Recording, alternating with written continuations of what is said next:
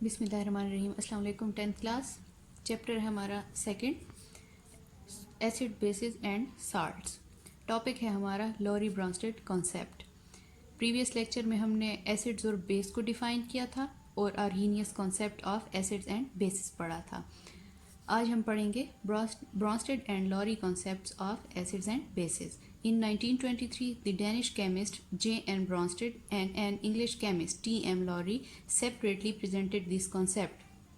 1923 में एक डेनमार्क की केमिस्ट J.N. Bronsted और एक इंग्लिश केमिस्ट T.M. लॉरी ने अलग अलग जो है एक सेम ही कॉन्सेप्ट पेश किया था, जिसको लॉरी ब्रॉन्स्टेड कॉन्सेप्ट कहा जाता है, क्योंकि इनका जो कॉन्सेप्ट था वो सेम था और ईयर भी इनका सेम था 1923। इस कॉन्सेप्ट की बेसिस जो थी वो किस चीज़ पर थी? This concept is based on transfer of proton from one species to another. इस कॉन्सेप्ट की बेस ट्रांसफ़र ऑफ प्रोटॉन पर थी, जो कि एक स्पीशी से दूसरी स्पीशी की तरफ जो है ट्रांसफ़र होती है या मुंतकिल होती है। What is proton? A hydrogen atom without its electron is called proton. बच्चों, चूँकि हम जानते हैं कि हाइड्रोजन जो है एक ऐसा एटम है जिसके पास एक ही इलेक्ट्रॉन मौजूद होता है, और वो इलेक्ट्रॉन भी जब वो लूज़ कर देता है तो उसके न्यूक्लियस में सिर्फ एक प्रोटॉन बच जाता है जिस पे पॉजिटिव चार्ज होता है। इसीलिए पूरे एटम के ऊपर पॉजिटिव चार्ज क्रिएट हो जाता है, जिसकी वजह से वो प्रोटॉन कहलाता है। और प्रोटॉन जो होता है वो एक निहायत ही रिएक्टिव स्पीशी होती है और वो फ़ौरन से रिएक्ट कर लेता है। ये एक हाइड्रोजन एटम है न्यूट्रल, और जब इसने इलेक्ट्रॉन अपना लूज़ कर दिया तो ये एक पॉजिटिव आयन बन गया जो कि प्रोटॉन कहलाता है। अब हम ब्रॉन्स्टेड एंड लॉरी कॉन्सेप्ट पढ़ते हैं। ब्रॉन्स्टेड एसिड क्या है? A Bronsted Lowry acid is a substance, ion और molecule that is a proton donor. Bronsted Lowry के मुताबिक एक एसिड जो है वो एक ऐसा सब्सटेंस होता है जो कि प्रोटॉन डोनर होता है, प्रोटॉन डोनेट करता है दूसरी स्पीशी को। एग्जाम्पल देख लेते हैं।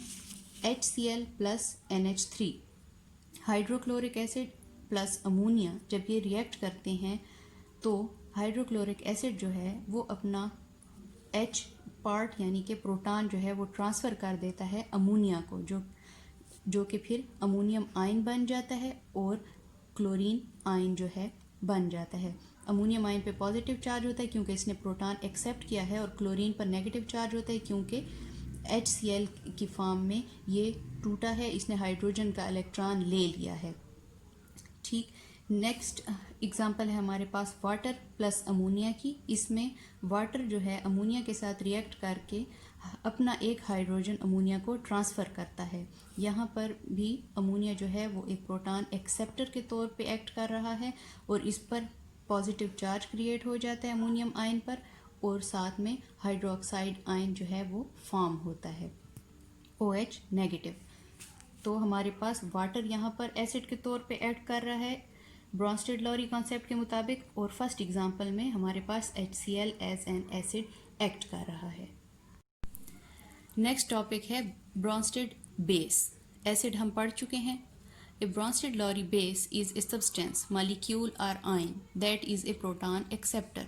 जैसे कि ब्रॉन्स्टेड लॉरी एसिड जो है वो प्रोटॉन डोनर होती है, इसी तरह ब्रॉन्स्टेड लॉरी बेस जो है वो एक ऐसा सब्सटेंस है जो कि प्रोटॉन एक्सेप्टर होता है। For example HCl plus NH3, hydrochloric acid plus ammonia, जो कि बना देते हैं ammonium ion NH4 positive and Cl negative, chlorine negative ion. तो इसमें हमारे पास प्रोटॉन एक्सेप्टर जो है वो अमोनिया है, जो कि अमोनियम आयन बनती है NH4, तो ये हमारे पास एज बेस एक्ट कर रही है। नेक्स्ट एग्जांपल में वाटर प्लस अमोनिया में वाटर अपना एक प्रोटॉन अमोनिया को ट्रांसफ़र करता है, तो वो अमोनियम आयन और साथ में हाइड्रोक्साइड आयन फॉर्म होते हैं। तो यहाँ पर भी हमारे पास अमोनिया जो है एज अ बेस एक्ट कर रही है। नेक्स्ट हमारे पास है एम्फोटेरिक सब्सटेंसेस। एम्फोटेरिक का मतलब है दो अम्ला। दो अम्ला का मतलब दो तरह से अमल करने वाला। दो substances which can act both as an acid and a base are called amphoteric substances. ऐसे सब्सटेंसेस, ऐसे अनासिर जो कि दो मुख्तलिफ रिएक्शंस में एसिड और बेस की तरह एक्ट करें, मतलब कि एक रिएक्शन में वो एज एन एसिड एक्ट कर रहे हों, जबकि दूसरे रिएक्शन में किसी और चीज़ के साथ रिएक्ट करके वो एज अ बेस एक्ट करें, तो इनको एम्फोटेरिक सब्सटेंसेस कहा जाता है। फॉर एग्जांपल वाटर, जब वाटर HCl के साथ हाइड्रोक्लोरिक एसिड, एक स्ट्रॉन्ग एसिड है, इसके साथ एक्ट करता है तो ये एज ए बेस एक्ट करता है, और ये हाइड्रोक्लोरिक एसिड का हाइड्रोजन जो है वो ले लेता है, हाइड्रोनियम आयन बन जाता है, और Cl नेगेटिव, हमारे पास क्लोरीन नेगेटिव आयन बच जाता है।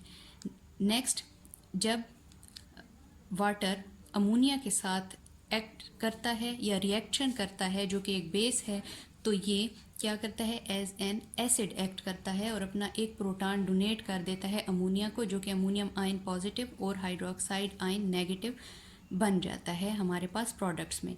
नेक्स्ट एग्जांपल है हमारे पास जिंक ऑक्साइड की। जिंक ऑक्साइड जो है, जब वो एक स्ट्रॉन्ग एसिड HCl के साथ एक्ट करता है, न्यूट्रलाइजेशन रिएक्शन होता है। जैसे कि हमने पढ़ा है डेफिनेशन में कि एसिड और बेस के रिएक्शन को न्यूट्रलाइजेशन रिएक्शन कहते हैं, जब उनमें, क्योंकि उनमें साल्ट और वाटर बनते हैं। तो जिंक ऑक्साइड जो है, जब वो एक स्ट्रॉन्ग एसिड के साथ रिएक्शन करता है तो जिंक क्लोराइड और वाटर बनाता है, न्यूट्रलाइजेशन रिएक्शन करके साल्ट और वाटर बनाता है। इसी तरह जिंक ऑक्साइड जब एक स्ट्रॉन्ग बेस के साथ, जो कि सोडियम हाइड्रोक्साइड है, स्ट्रॉन्ग बेस है, इसके साथ रिएक्शन करता है तो ये एज एन एसिड एक्ट करता है, और ये सोडियम जिंकेट और साथ में वाटर बनाता है। सोडियम जिंकेट जो है एक साल्ट है और साथ में वाटर बनता है। नेक्स्ट टॉपिक है conjugate acids and basis. When an acid gives A proton, it forms negatively charged species which can accept proton and act as a base and is called a conjugate base of the corresponding acid।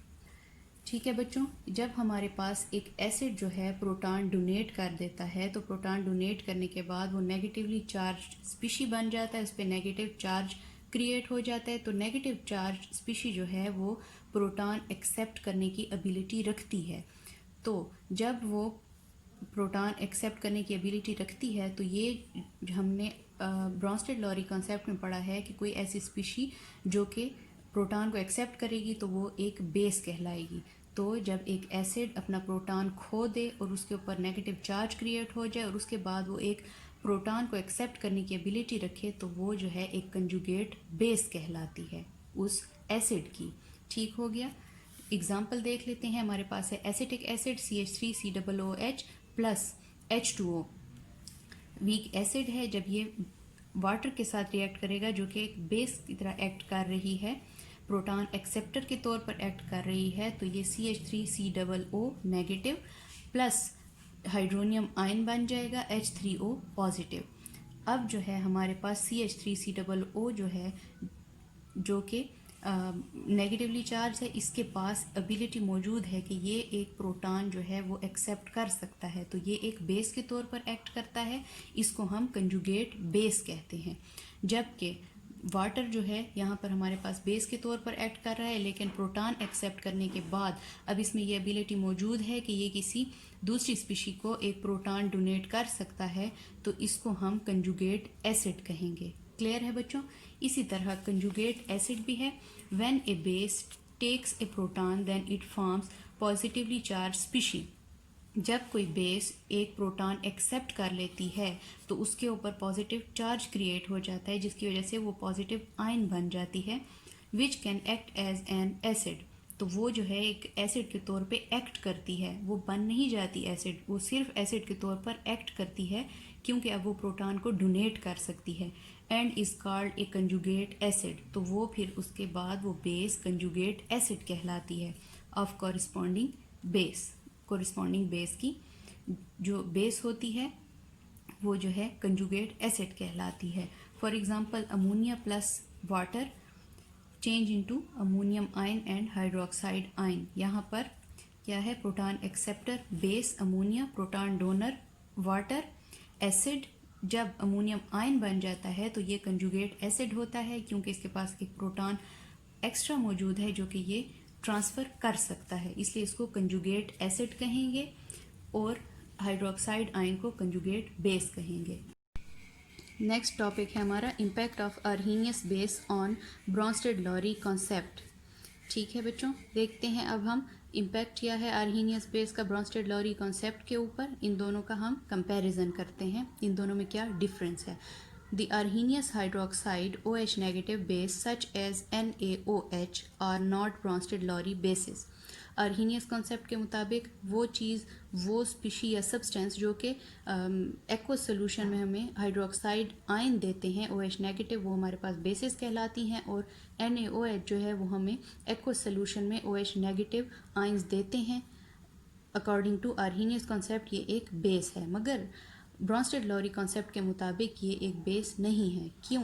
It is because these compounds are not proton acceptor. क्योंकि Bronsted Lowry concept के मुताबिक तो एक base जो है वो proton acceptor होती है, जबकि NaOH जो है वो प्रोटॉन एक्सेप्टर नहीं है। इसलिए according to Lowry Bronsted concept ये एक बेस नहीं है।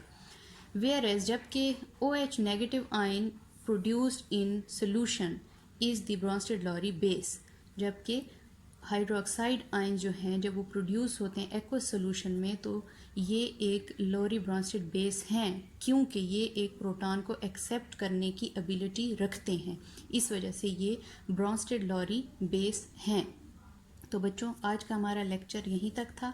आज हमने Lowry Bronsted acids and bases पढ़ा, कॉन्सेप्ट पढ़ा, जिसके मुताबिक एसिड जो है वो स्पीशी होती है जो कि प्रोटॉन डोनर होती है, और बेस जो होती है वो प्रोटॉन एक्सेप्टर होती है। हमने एम्फोटेरिक सब्सटेंसेस भी पढ़ा जो कि दो अम्ले होते हैं, यानी कि दो तरह से अमल करते हैं।